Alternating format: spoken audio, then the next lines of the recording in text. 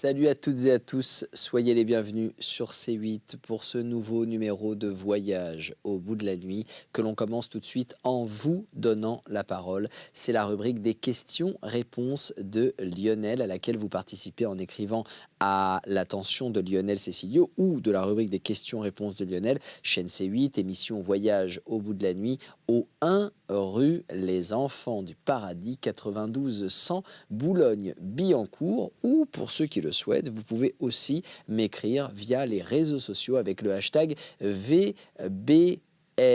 Et ce soir, ce sont des suggestions de lecture qui m'ont été envoyées avec le hashtag VBN sur les réseaux sociaux. Mais avant cela, une remarque d'une téléspectatrice qui m'a écrit, alors cette fois-ci sur Facebook. Vous voyez, je parle souvent de Twitter. Alors hashtag VBN, ça marche un peu partout, hein, même sur Instagram, vous hashtaguez à mort. Mais là, c'était sur Facebook. Alors cette téléspectatrice, elle s'appelle Simona, avec un A, Simona, ça doit être italien, j'imagine, Simona. Et elle m'a envoyé un petit texte, pas très heureuse, hein, Simona. Elle se définit elle-même comme étant féministe. Alors c'est quelques lignes hein, qu'elle m'a envoyées, c'est un petit peu long, mais je vais récupérer la substance du message de laquelle découle une question et apporter la réponse. Elle se définit comme féministe, elle aime l'idée qu'il y ait des femmes et des hommes dans l'émission. Elle est un peu moins fan parce qu'elle a l'impression que les femmes dans l'émission n'ont pas été choisies pour leur capacité de lecture. Premier élément de réponse, chère Simona, c'est vous qui le dites, c'est votre jugement, et si vous vous référez à la manière dont certains téléspectateurs, souvent les plus actifs d'ailleurs, j'en conviens, réagissent sur les réseaux sociaux, ça n'est que leur point de vue et leur réaction. Les lectrices qui viennent ici, elles viennent bel et bien pour lire, et la plupart sont d'excellentes conteuses, d'excellentes lectrices, pour certaines d'entre elles même comédiennes, et d'excellentes comédiennes. Et donc Simona poursuit son texte en disant que moi, on ne me demande pas de me mettre en mini-jupe. Alors oui, déjà, a priori parce que je suis un homme, aussi parce qu'on demande à personne de se mettre dans telle ou telle tenue. Il n'y a jamais un message qui a été envoyé à qui que ce soit en disant toi tu vas lire en jean, toi tu vas lire en mini-jupe. Donc peut-être que si les lectrices viennent en jupe, c'est aussi parce qu'elles se sentent apprêtées, jolies, féminines et qu'elles le font. En tout cas, elles sont libres de le faire. Alors après, on pourrait rentrer dans un grand débat sociétal et philosophique de se dire où se situe leur liberté. Est-ce qu'elles font ça parce qu'elles se disent qu'il faut faire de l'audimat pour garder sa place et que la société veut qu'une femme belle, c'est une femme en mini-jupe. Ah oui, bien sûr, mais ça, à un moment donné, il faudrait dîner avec elles, en tête-à-tête, chacune les unes après les autres, et leur demander, en l'occurrence, elles sont libres, de par la production et la chaîne, de s'habiller comme elles veulent. Et puis, enfin, Simona, et puis pour terminer, pardon, enfin, j'ai moi-même déjà présenté l'émission en mini-jupe, c'est vrai, parce que je me faisais le devoir d'être solidaire vis-à-vis des lectrices, et qu'il fut un temps où c'était encore plus marqué que maintenant, où elles se faisaient attaquer sur les réseaux sociaux, parfois par des gens qui pensaient les défendre d'ailleurs, qui envoyaient de longs messages très doucereux, etc., en ne parlant que de leur physique. Je trouvais ça assez lamentable qu'on les réduise à ça, et pour me porter caution, garant d'une solidarité effective dans l'émission, j'avais répondu à un message qui m'avait été envoyé sur les réseaux sociaux qui disait Lionel, j'adore tes lectures, elles sont bien meilleures que certaines autres lectures de l'émission, mais malheureusement tu ne feras jamais le poids face aux mini-jupes des lectrices. Et j'avais répondu qu'à cela ne tienne, et j'étais venu présenter une des émissions en mini-jupe. Je m'étais fait foudroyer de tous les côtés par les amateurs de lectrices exclusifs qui n'aiment pas qu'un homme vienne ici lire des livres. Et pour autant, aucune féministe comme vous, chère Simona, n'avait pris ma défense dans ce lynchage de réseaux sociaux pour dire bah non, c'est cool ce qu'il a fait, ça a du sens, il tend à raconter quelque chose. Voilà. Bon, tout ça pour dire que c'est aussi parfois difficile d'entrer dans votre combat si vous n'y identifiez pas vos propres alliés. Et puis pour poursuivre ce message de Simona, elle continue en disant la preuve d'une certaine forme de misogynie, vous commencez toutes vos émissions en disant bonjour à toutes et à tous. Oui, cher Simonard, je ne comprends pas ce dernier argument, et c'est sur celui-là que je voulais m'arrêter, parce que bonjour à toutes et à tous, c'est une faute de français. puisqu'en français, alors après, il faudrait entrer à l'Académie française, bouleverser les lignes et changer les règles de la langue française, mais la langue française, comme beaucoup de choses, et tant mieux d'ailleurs, parce que c'est comme ça aussi qu'on définit des cadres, a des règles de grammaire, d'orthographe, de conjugaison, et parmi les règles du bon français, l'une d'elles veut que le masculin l'emporte. Donc lorsqu'on s'adresse à une assemblée où il y a 10 femmes et un seul homme, on va parler au masculin. Lorsqu'on s'adresse à une assemblée où il n'y a que 10 hommes au masculin et que 10 femmes au féminin. C'est comme ça, c'est la règle de bon français.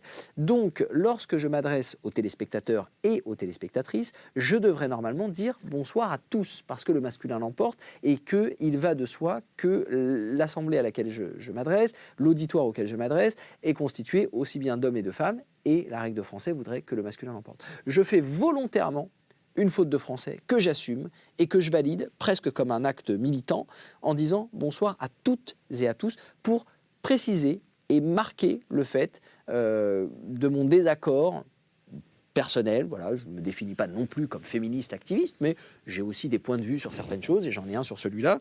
Et donc je marque, je remets mon petit micro qui est en train de partir, je marque volontairement mon désaccord avec cette règle qui me paraît un petit peu, pour le coup, archaïque. Et donc je ne vois pas pourquoi je ne rajouterais pas un mot à ma présentation. Bonjour à toutes et à tous. Ça me prend 20 secondes, ça marque une certaine forme de respect pour les femmes qui nous regardent et ça évite, à mon sens, de les fondre dans une masse derrière les hommes et de les effacer derrière les hommes. Donc j'ai l'impression, en faisant ça, justement, de me placer à l'endroit du respect des femmes. Et vous me dites que non, que c'est une certaine marque de misogynie. Alors, je ne comprends pas cette remarque. J'ai eu envie du coup de lire votre message à l'antenne et de vous y répondre. Et j'appelle tous les téléspectateurs et toutes les téléspectatrices à réagir là-dessus et à nous envoyer #VBN ce qu'ils pensent de tout cela. En tout cas, je vous le dis et redis, votre message est entendu et jamais Voyage au bout de la nuit ne se positionnera comme misogyne. On n'en est d'ailleurs pas là et la place des femmes est 1000 fois respectée. D'ailleurs, pour tout vous dire, je suis le seul lecteur. Il n'y a que des lectrices, donc comme ça, c'est réglé. Donc voilà, chère Simona, votre combat est noble, mais je vous invite à le placer à des endroits où il a une vraie nécessité. Parce qu'il y a vraiment des endroits dans notre société où la femme est maltraitée, pour ne pas dire martyrisée, mise à l'écart, humiliée parfois, que ce soit dans les milieux professionnels, parfois avec les payes qui ne sont pas encore équilibrées, que ce soit dans certains milieux sociaux, dans certains métiers où la femme n'est pas encore acceptée. Voilà, il y a beaucoup de combats à mener pour le féminisme. Ici, dans Voyage au bout de la nuit, je pense que votre combat est vain et que vous êtes placé au mauvais endroit. Par contre, si vous voulez, vous pouvez aller combattre certains messages extrêmement misogynes de certains téléspectateurs sur les réseaux sociaux à l'égard des lectrices qui, moi, me semblent humiliants lorsqu'on ramène la lectrice uniquement à son physique ou uniquement à son code vestimentaire alors qu'elle est en train de servir une lecture et parfois même avec énormément de talent. Voilà, chère Simona, pour ce que je voulais dire. Tout cela est maintenant terminé et j'invite tout le monde à réagir. Et puis pour terminer cette rubrique des questions-réponses, je voulais aussi vous faire part de 2 suggestions de lecture. Ça n'a rien à voir, on passe à autre chose. C'est aussi la force de cette rubrique. Il y a Joyeudrille, c'est son nom, sur Twitter, avec #VBN, qui nous dit qu'il faut aller lire La Société des faux visages. C'est signé Xavier Mauméjean et c'est paru aux éditions Alma Éditeur. Et puis, dernière suggestion de lecture pour en terminer avec cette rubrique des questions-réponses, Cédric qui nous dit qu'il faut, toujours sur Twitter, #VBN, qui nous dit qu'il faut aller lire Les États et empires de la Lune de Cyrano de Bergerac aux éditions Londres. Voilà pour ces 2 suggestions de lecture, voilà pour cette rubrique des questions-réponses. Et vous voyez, je n'écarte aucun message, même ceux qui sont moins sympathiques ou qui parfois appellent à débat ou qui sont parfois sur des sujets un peu épineux. Je n'écarte aucun message, donc je vous invite à réagir librement, #VBN ou par courrier postal au 1 rue Les Enfants du Paradis, 92 100 Boulogne-Billancourt. La rubrique des questions-réponses est donc terminée. On va pouvoir passer à la lecture. Cette lecture qui nous accompagne depuis plusieurs émissions maintenant et qui va continuer de nous accompagner, c'est celle de La Duchesse de Langeais, un roman signé Honoré de Balzac que l'on va reprendre là où nous nous sommes interrompus lors de la précédente émission. Je vous souhaite donc une très agréable écoute de cette lecture. Restez avec moi parce qu'on est ensemble, vous le savez, jusqu'aux toutes premières lueurs du jour. Très belle écoute à vous.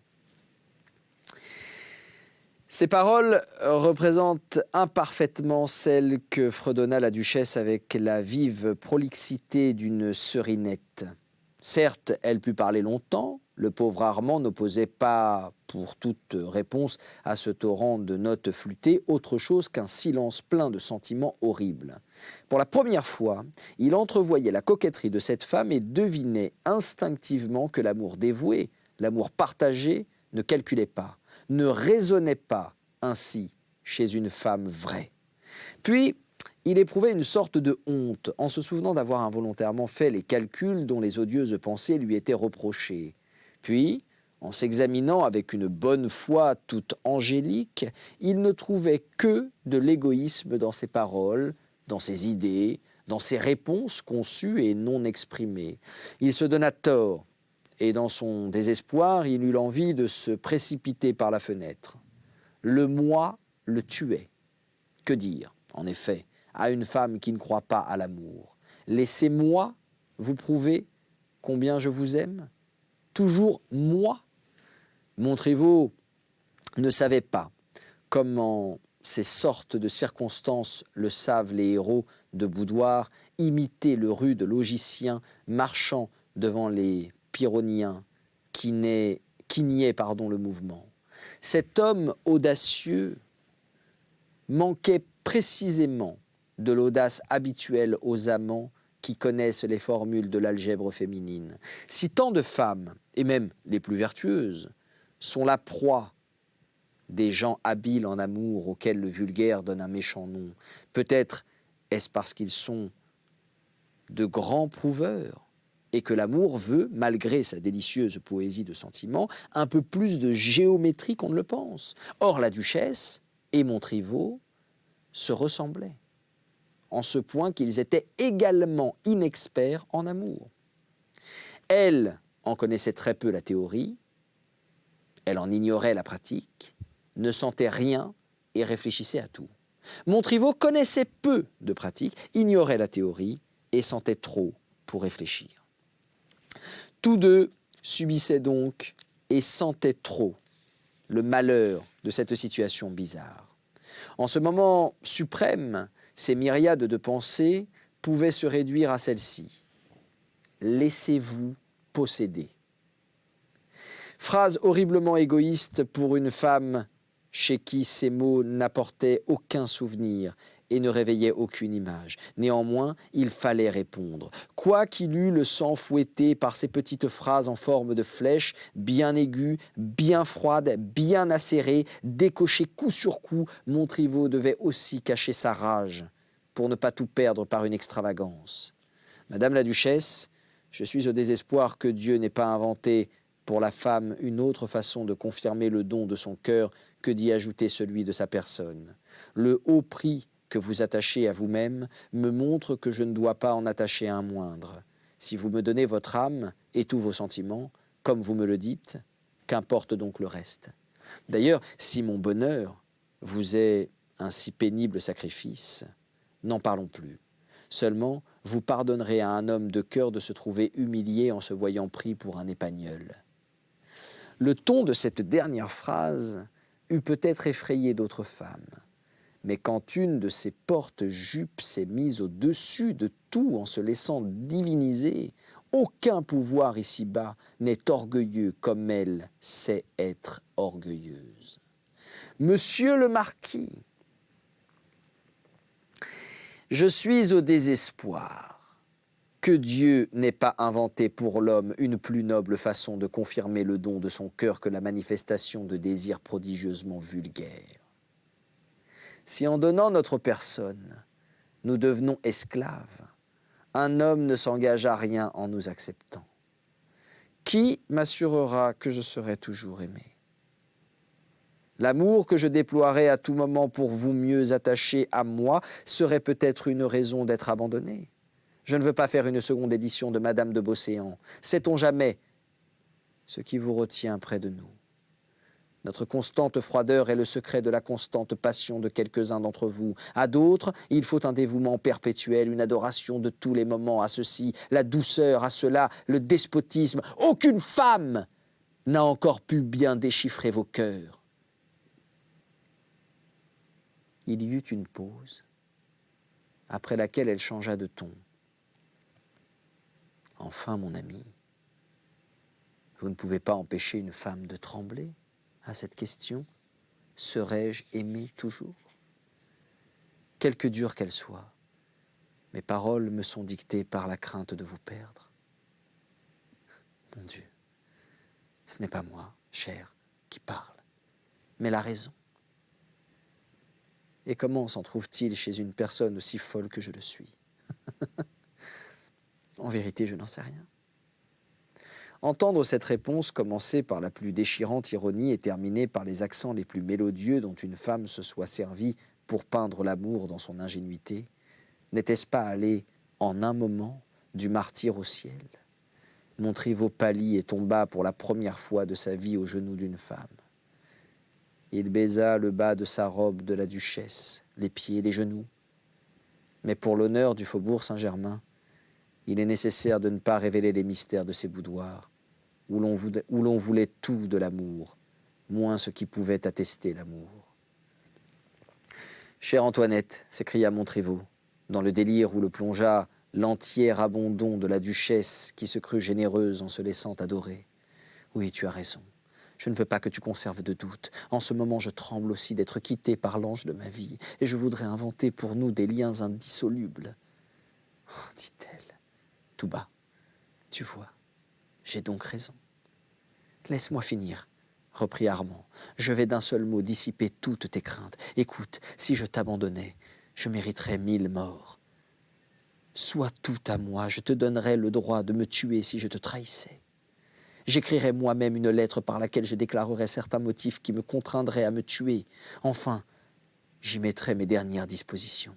Tu possèdes ce testament qui légitimerait ma mort et pourras ainsi te venger sans avoir rien à craindre de Dieu ni des hommes. Ai-je besoin de cette lettre? Si j'avais perdu ton amour, que me ferait la vie? Si je voulais te tuer, ne saurais-je pas te suivre? Non. Je te remercie de l'idée, mais je ne veux pas de la lettre. Ne pourrais-je pas croire que tu m'es fidèle par crainte? Ou le danger d'une infidélité ne pourrait-il pas être un attrait pour celui qui livre ainsi sa vie? Armand, ce que je demande est seul difficile à faire. Et que veux-tu donc? Ton obéissance et ma liberté. Mon Dieu, s'écria-t-il, je suis comme un enfant volontaire et bien gâté, dit-elle, en caressant l'épaisse chevelure de cette tête qu'elle garda sur ses genoux. Oh oui, bien plus aimé qu'il ne le croit, et cependant bien désobéissant. Pourquoi ne pas rester ainsi? Pourquoi ne pas me sacrifier des désirs qui m'offensent? Pourquoi ne pas accepter ce que j'accorde, si c'est tout ce que je puis honnêtement octroyer? N'êtes-vous donc pas heureux? Oh, oui, dit-il, je suis heureux quand je n'ai point de doute, Antoinette, en amour. Douter, n'est-ce pas mourir? Et il se montra tout à coup ce qu'il était et ce que sont tous les hommes sous le feu des désirs, éloquent, insinuant.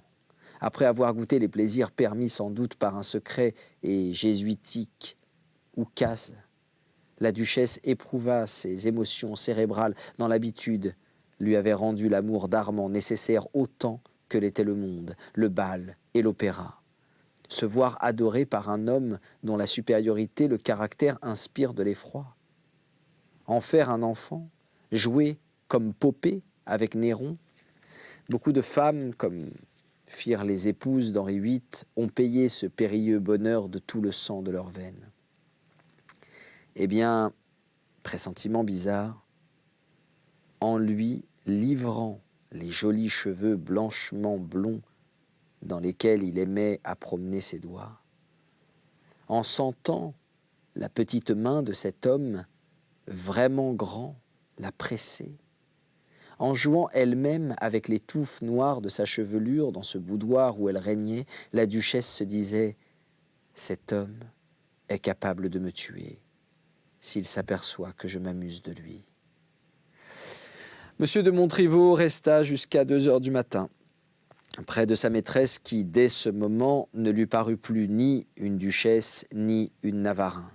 Antoinette avait poussé le déguisement jusqu'à paraître femme. Pendant cette délicieuse soirée, la plus douce préface que jamais parisienne ait faite pour ce que le monde appelle une faute, il fut permis au général de voir en elle, malgré les minauderies d'une pudeur jouée, toute la beauté des jeunes filles. Il put penser avec quelque raison que tant de querelles capricieuses formaient des voiles avec lesquels une âme céleste s'était vêtue et qu'il fallait lever un à un, comme ceux dont elle enveloppait son adorable personne. La duchesse fut pour lui la plus naïve, la plus ingénue des maîtresses, et il en fit la femme de son choix. Il s'en alla tout heureux de la voir enfin amenée à lui, donnée tant de gages d'amour qu'il lui semblait impossible de ne pas être désormais pour elle un époux secret dont le choix était approuvé par Dieu. Dans cette pensée, avec la candeur de ceux qui sentent toutes les obligations de l'amour, en savourant les plaisirs, Armand revint chez lui lentement. Il suivit les quais afin de voir le plus grand espace possible de ciel. Il voulait élargir le firmament et la nature, en se trouvant le cœur agrandi. Ses poumons lui paraissaient aspirer plus d'air qu'il n'en prenait la veille. En marchant, il s'interrogeait et se promettait d'aimer si religieusement cette femme qu'elle pût trouver tous les jours une absolution de ses fautes sociales dans un constant bonheur. Douce agitation d'une vie pleine. Les hommes qui ont assez de force pour teindre leur âme d'un sentiment unique ressentent des jouissances infinies en contemplant par échappée toute une vie incessamment ardente, comme certains religieux pouvaient contempler la lumière divine dans leur extase. Sans cette croyance, en sa perpétuité, l'amour ne serait rien. La constance le grandit. Ce fut ainsi qu'en s'en allant en proie à son bonheur, Montriveau comprenait la passion. Nous sommes donc l'un à l'autre à jamais. Cette pensée était pour cet homme un talisman qui réalisait les vœux de sa vie. Il ne se demandait pas si la duchesse changeait, si cet amour durerait. Non, il avait la foi, l'une des vertus sans laquelle il n'y a pas d'avenir chrétien, mais qui peut-être est encore plus nécessaire aux sociétés. Pour la première fois, il concevait la vie par les sentiments. Lui, qui n'avait encore vécu que par l'action la plus exorbitante des forces humaines, le dévouement quasi corporel du soldat. Le lendemain, M. de Montriveau se rendit de bonne heure au faubourg Saint-Germain. Il avait un rendez-vous dans une maison voisine de l'hôtel de Langeais, où, quand ses affaires furent faites, il alla comme on va chez soi. Le général marchait alors de compagnie avec un homme pour lequel il paraissait avoir une sorte d'aversion quand il le rencontrait dans les salons.